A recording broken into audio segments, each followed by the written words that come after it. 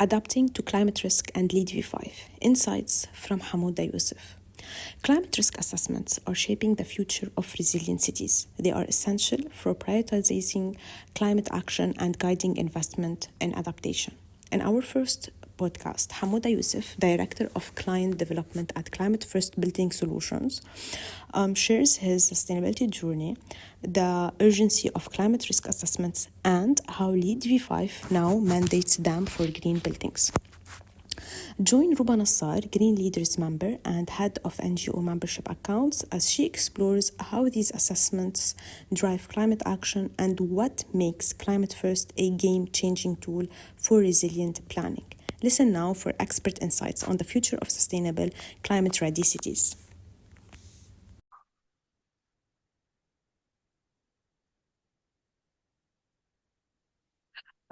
Okay. Thank you, Mr. Hamoda, for this for your presence. So as you know, we are part of Green Leader activities. We are interested to have these talks with experts like you. And today our topic is related to the climate risk assessment and the resilience in the built environment. So this is kind of like an interview or questions to address or to clarify to clarify more these topics and have these spread the awareness about the climate risk assessment in particular. But first, if you can share a bit your journey in sustainability and climate change, and what inspired your focus on climate risk assessment. Okay, thank you, Rouba, and for the opportunity and to speak with you, and really appreciate the chance. So I'm Hamoda Youssef. I started as an architect by education and practice. I practiced architecture for more than 10 years. And within this 10 years, I started exploring more about sustainability. I got my master's from Italy in environmental planning. And shortly after that, I worked on my first LEED project that was back in Egypt.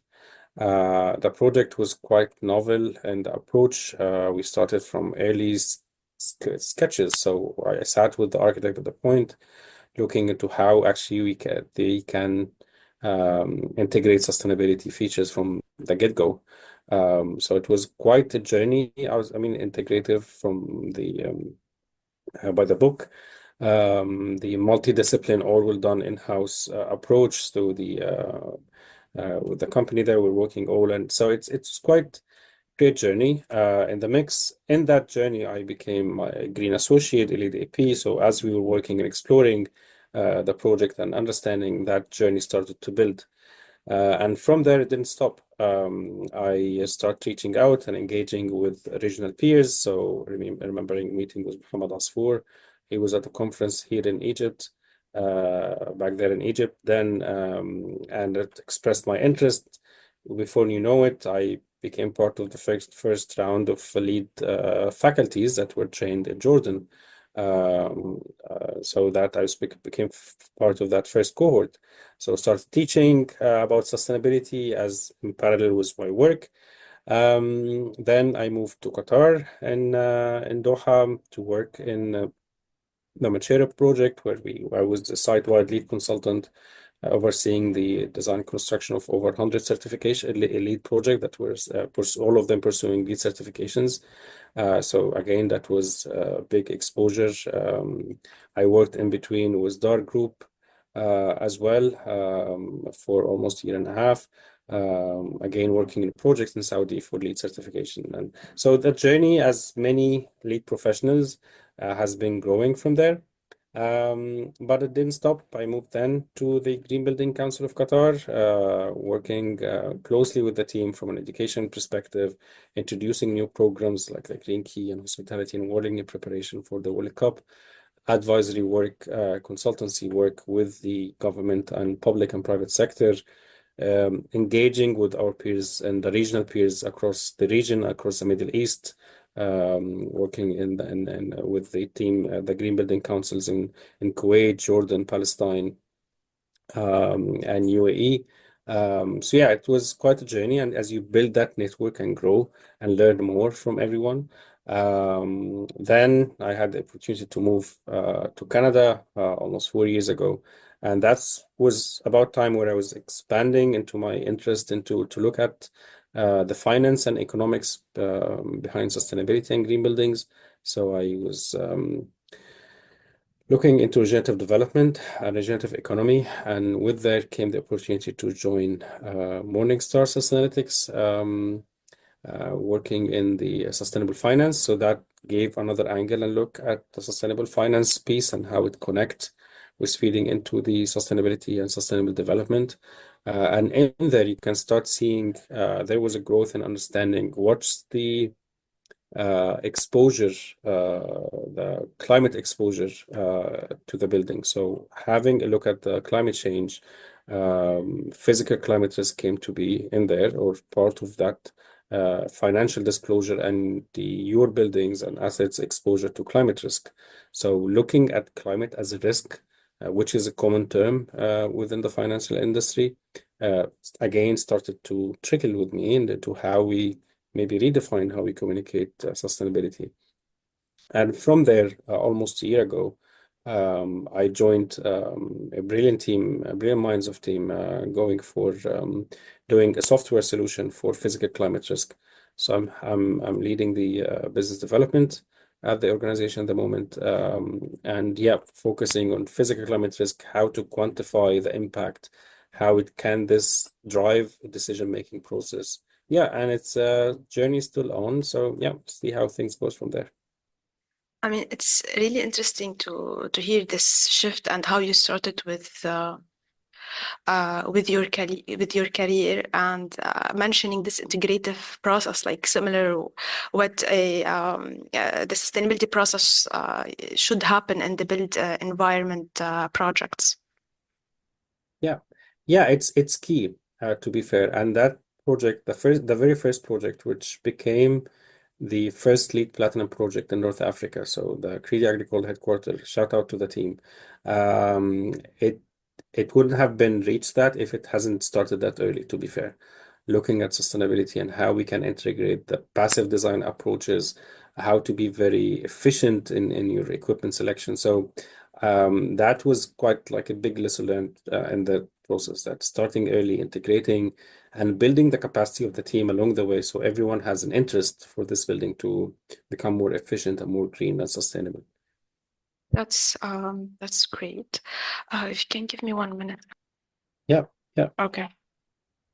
And how you think, yeah, in terms of your career, how has your experience shaped the development of the ClimateFirst tool? Now you're working as a business development in the ClimateFirst company, right? So how Yeah. has your experience shaped the development of this tool or the upgrade? Yeah. So I don't come from a building science or a climate science background, so there was a bit of learning for me, but my perspective with how we connect the dots. So understanding what the client wants, what the building designers need, the consultants, what are they looking for? So I think I was fortunate that being in that journey, wearing all of these hats, made me in a good position to have a good read into how we can communicate the urgency and importance of resiliency within that fabric.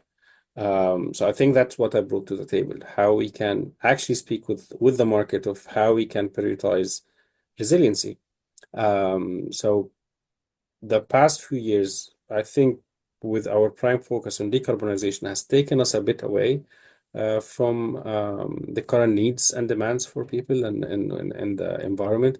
We took it for granted that yes, this is a solution, which I'm not debating it is or it's not, but we need to be more inclusive.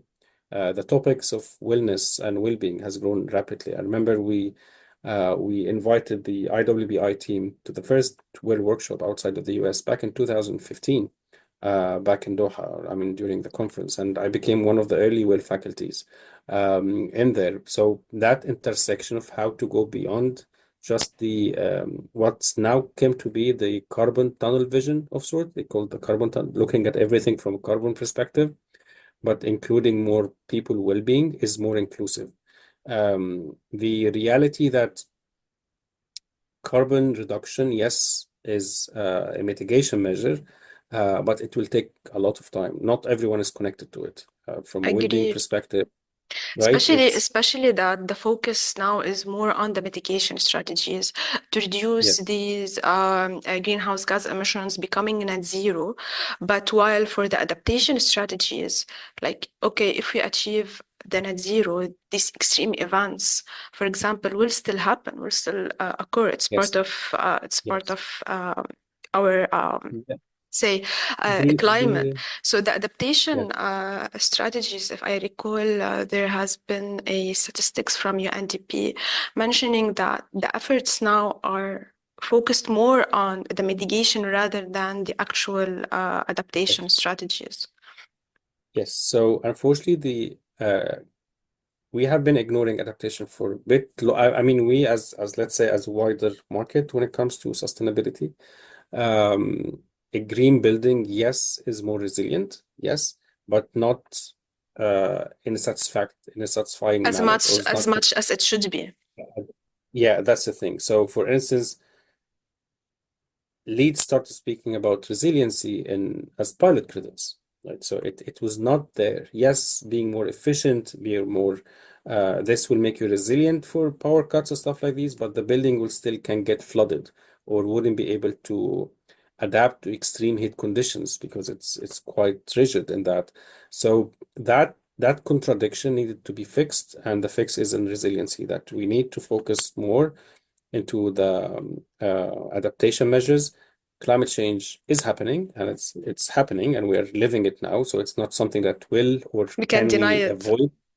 Yeah, deny it or avoid it. So we cannot deny it, and we cannot avoid it. It's happening anyway. The effort is how can we minimize the damage, but we have damages right now. We have climate realities now. I don't think anyone is now shielded or protected from these changes, from extreme heat to extreme cold to flash rains to floods and hurricanes. I don't want to All of these paint like a climate doom. related Yeah, all of these it's not a, climate related risk. yes, And it's it's not a interesting doom and gloom. Yeah, that you mentioned this, that the notion of resiliency has been there a while, but what about like connecting it to the climate risk assessment? So if you can tell us a yes. bit more about how the climate risk assessment is a key factor in the resilience planning. Yes, that's a great question. So as you said, resiliency as an understanding is there. Measures are available. So adaptation measures are is nothing new. That we know them, and nature-based solutions, everything is there. But what was key missing is knowing what's happening now. So we have the climate data growing fast and with the modeling, and you have all of these forecasting, but we didn't bring it up to say, how can we act on them? So the knowledge of the information was missing. And this is where climate risk assessment started to take shape.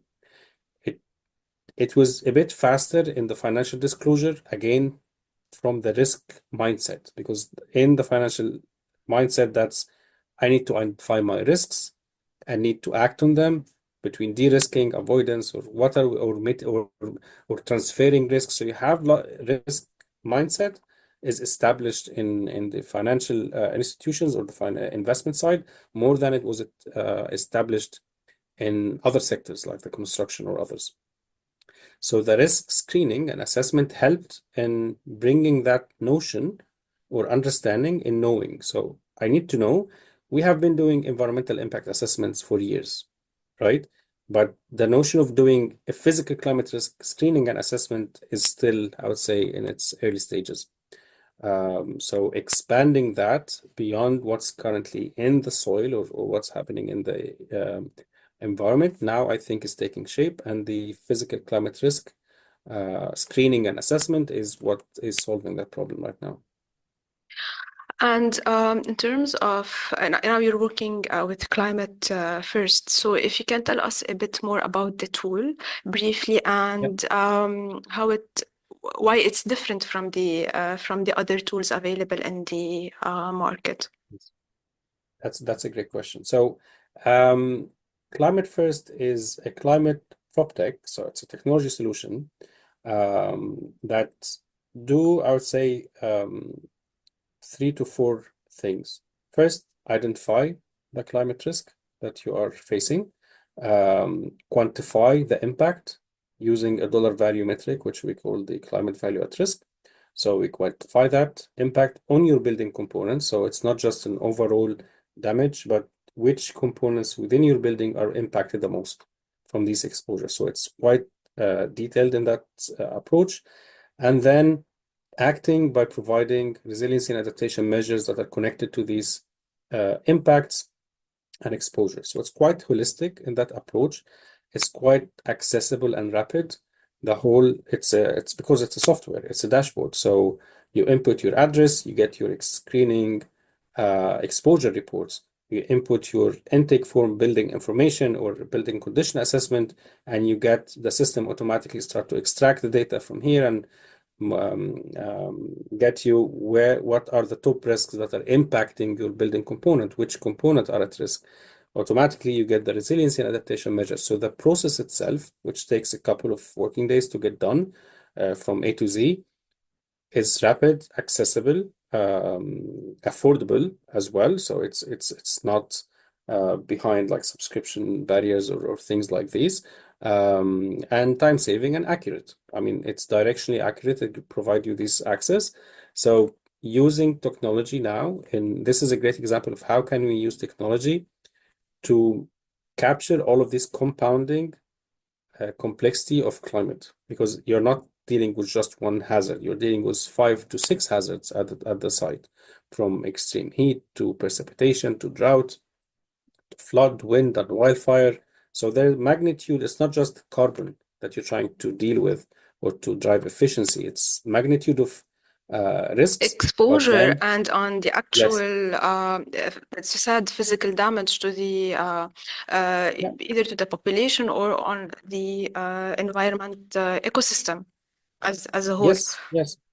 So that's what's unique in the solution, and that's what got me really excited when I got the opportunity to join the team, because I saw that how unique is the approach, providing a portfolio level understanding, but the solutions are driven from bottom up. So from building by building, component by component, you drive up the actions that need to be taken.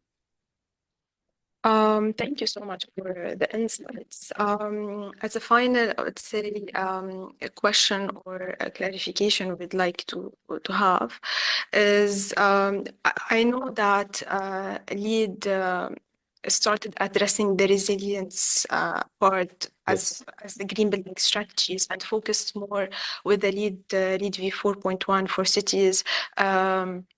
And reducing this this credit that talks about vulnerability assessment, climate risk assessment, and proposing resilience strategies. And now LEED v5 BDNC is now including this as a prerequisite, if not mistaken. So if you can tell us a bit about how ClimateFirst is aligning with the LEED v5 credit requirement. Yes, thankfully, because of our unique approach of focusing on the building and the components, so it was quite an easy alignment with LEED v5 requisite. So LEED v5 in BDNC, IDNC, and O&M, you will have the resiliency prerequisite top and center in the integrative process. So that's the first one. The prerequisite is asking to identify the risks following emission scenarios and recommend the next steps from there. And you have then additional resiliency credits peppered across the rating tool. Like you have one in sustainable sites that look at what are the top 2 hazards and what are the mitigation measures that you're taking in action. others looking at space of refuge when it comes to the well-being aspects, and so on. And our tool map or help clients and consultants to map these. So with our tool, you'll be able to identify the risk, quantify the impact, find your top hazards, and what are where it's impacting your components. So if you're still in the design stage, and do the assessment, let's say using your detailed design or schematic design, you can find where the improvement can be. So you can do that before going to construction. Or if you are doing with existing buildings, you'll be able to say, okay, what can we do during operation to mitigate these risks? So the solution is quite comprehensive. And we're looking forward for LEED V5 projects to actually, that's a good change in the market to start putting resiliency as front and center, and using physical climate risk as a pathway for that. I'm quite happy with that progress. I totally agree. And having this more about the climate responsive, either design or construction or operated building, to address specifically these risks that are coming from climate change. In terms of the next steps, are there any upcoming updates or development for the climate first that we should look for? Yes, so the tool is available now globally. So we do assessment all over the globe. So any point you can do that assessment for. We are always adding features and enhancement to the tool. And now focus more into the adaptation measures and how people can pick the right one. And so there's R&D efforts. I believe in the next few weeks, a month, we'll be able to they'll be released to the market. So it's quite exciting, and I think the alignment with GRISB, with the LEED V5 alignment with GRISB reporting as well for ESG reporting, the use cases that are emerging now in due diligence. So if you are looking to invest in a property, using the climate risk screening to help you in that decision, that's a use case that's growing with our clients. I'm seeing also growth in using our tool as part of the decarbonization assessments. To start as a step 0 in that assessment, to start with what's our climate risk at the moment and how they are impacting our equipments, and then move into the decarbonization study accordingly. So you are better informed. A net zero building can still be equally flooded or burned down if it's not taken into consideration the flood risk, the climate risk. So definitely that's a good trend that I'm seeing right now with several of our clients, and that's promising. And we'll keep in exploring new use cases. We're working with schools and hospitals and iconic building pre-development sites as well. And architects. So it's growing, and I'm happy that we keep with the users exploring new use cases for that. That's great news. We're at the end of, I would say, our talk, but it was very insightful to get these, I would say, updates and insights from your end. We'll definitely will stay connected as. No, I'd like to thank you. I think the Middle East has a great opportunity in leading in lots of these efforts and leading by examples in their projects and development. We are not running short of new construction in our region.